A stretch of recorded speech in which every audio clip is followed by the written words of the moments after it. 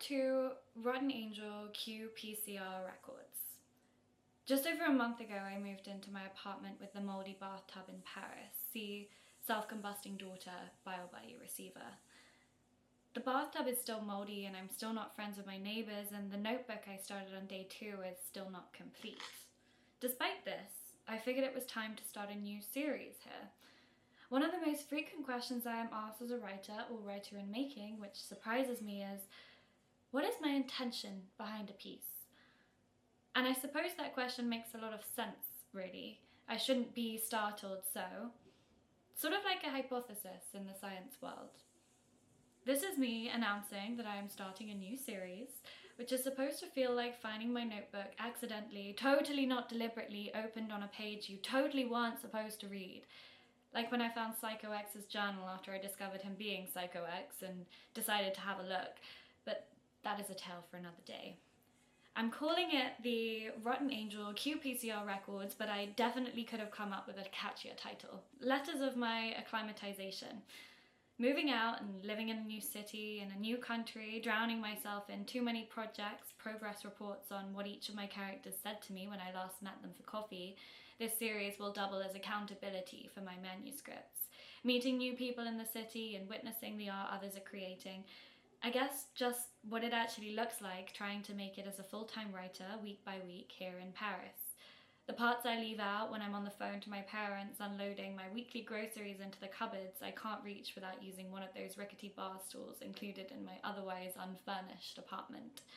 Stream of consciousness confessional, but the qPCR version. If you don't get the reference, please open a new tab in Google. As a thank you for your paid subscription, I promise you one diary in video and writing form each week. Sometimes I might add some bonus ones and throw in some excerpts from chapters in writing. Who said I don't feed you? The best decision I made in my writing career was sending a risky email to a girl I met at a rock gig, which I only showed up to after finding out my university biochemistry tutor happened to be the lead singer, a sight I needed to behold. Said girl and I are both now trying to make it as writers, and I still send her risky emails when I finish a short story or a chapter for one of my manuscripts. Starting a Substack feels the ultimate public confessional in this regard. To everyone who has ever read one of my pieces and replied, sent me a risky email or a direct message, or found me at a poetry night, thank you. What is a writer without their readers? I want to bring you into my world as I follow this silly dream in this dystopian world we find ourselves in. Here's the deal. You sacrifice one coffee a month, unlock access to even more unhinged writing, and I fund my tuition for my creative writing MFA here in Paris. Don't you just love games where everyone is a winner? I'm too competitive for the other outcomes. So, waffly and soppy introduction over. If you're interested in the madness behind the method, please proceed with caution. XX0. I am a writer because I open wide to let all the spiders in.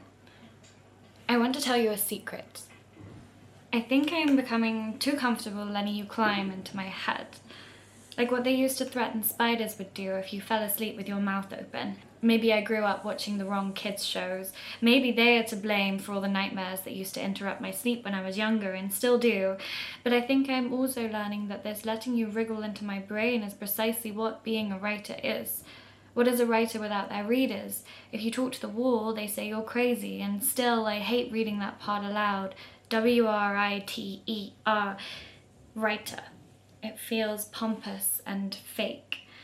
Like when Louise Gluck said, "No one is a poet, we are all just writers trying to be poets." Paraphrasing.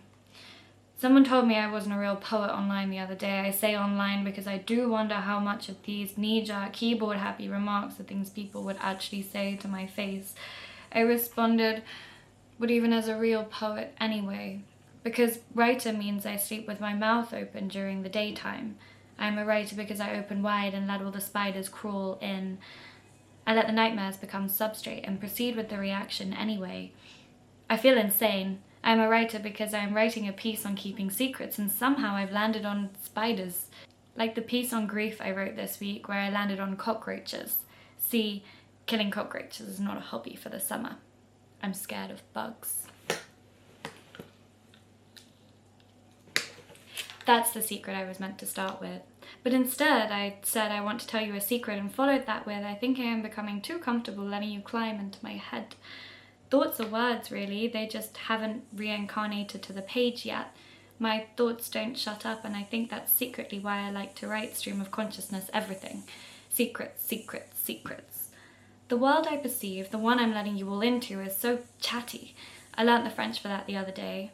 Bavard. A cornerstone piece of vocabulary for a Brit living in Paris. That and the many ways to say, I'm sorry. Back to words, though. Words are the most intimate artistic medium, but that sentence is too convoluted to be raw.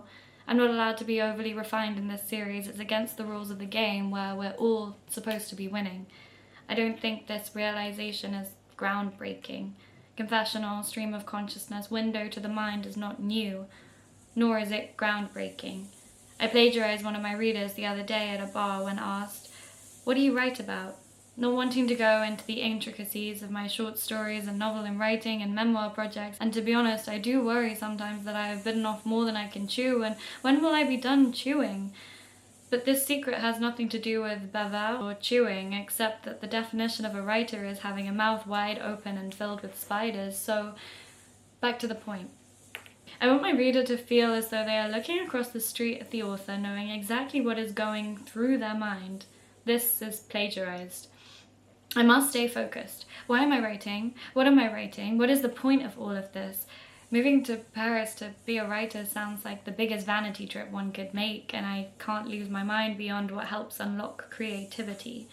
There is an important distinction between vanity and insanity. Vertigo is the tipping point. There is an enjoyable amount of dizzy. I want my reader to feel as though they are looking across the street at the author, knowing exactly what is going through their mind, because subtlety is the tightrope of confessional writing spelled out. Is that creepy? When Kafka's diaries, the ones that were spared the fire, were published posthumously, when they went viral on TikTok, when literary freak became synonymous with six-legged bugs called Gregor, at any point in the conversation did we ever feel like kids in the playground after someone told you a secret, then blushed as though they wanted to re-ravel up their tongue and stuff it back into their mouth along with all the spiders to prevent it from happening again? I'm not supposed to know this. When my dad fished out a fistful of poems from the recycling bin, which didn't make my manuscript, claiming these are what he'd make his pension on, I was enraged. With writing, it is as much about what I write as what I leave out. I don't want whatever replaces TikTok in the new age to contain fragments of my poems which were never meant to see daylight. I mean, how embarrassing. I'm sitting at a bar with a girl who sent me a DM on Instagram. She lives between Paris and LA, and within the writers' community online, she's a big deal. I ask her about how she feels sharing her life online, being in this circle of writer, creator, free spirit influencers, reading out diary excerpts to the masses. Her face turns cold. "You have to be more of a bitch," she tells me, as though I just spilt wine all down my front and dribbled down my chin. And I get it. You think you know me, but you haven't fished everything out of the recycling box. And you can't speak with the spiders. As I walked home and assessed how good my resting bitch expression was in the reflections of the shop windows, I wanted to spit it out. I don't think I want something fake and curated. I am a freak, but saying that out loud is the least freaky thing I could do. Sharing my writing is, to me, this primitive desire to talk to people. Current readers, again, Paradise Lost, ironic much. I enjoy the process of emptying my brain onto a Word document and maybe shaping this into a poem almost as much as sitting across from someone at a bar and having one of those worlds spinning, blurring around you, colours more vibrant than ever before. Where have you been this whole time, and why have I never thought of that before? Conversations. Perhaps my secret is that I actually enjoy the former more. And a secret's even a good thing anyway. We haven't answered that one yet.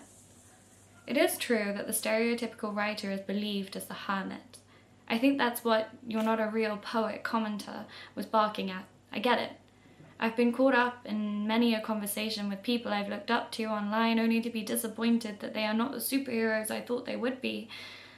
The secret is, I often feel more alone when I'm at a bar than when I am, as now, alone in my bed at 2 a.m. with a cup of cold tea after the wine's just evaporated from my bloodstream, tapping away at my laptop loud enough for my neighbours to hear.